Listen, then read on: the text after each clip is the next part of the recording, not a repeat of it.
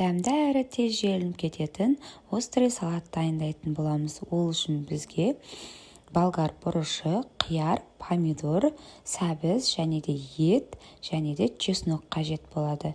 Дәл осылай видеодағыдай турап аламыз. Артынан сәбізімізді үккіштен өткізіп алатын боламыз. Және де етімізді біркелкі етіп турап аламыз. Бұл салатымызға бізге уксус қажет емес. Бұл салатымызға чим-чим приправасымен дайындайтын боламыз. Және қызанақтарымызды, чесноктарымызды біркелкі етіп турап алатын боламыз. Және дәміне қарай тұзын және корейский тұз қосатын боламыз. Чим-чим приправасын қосып, араластырып аламыз. Дайын салатымыздың бетінің жабып 20 минут жарты сағатқа қоятын боламыз.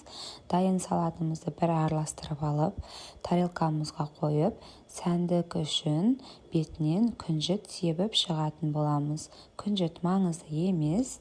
Мінекей салатымыз дайын, ас болсын. Және де каналыма тіркеле кетіңіздер.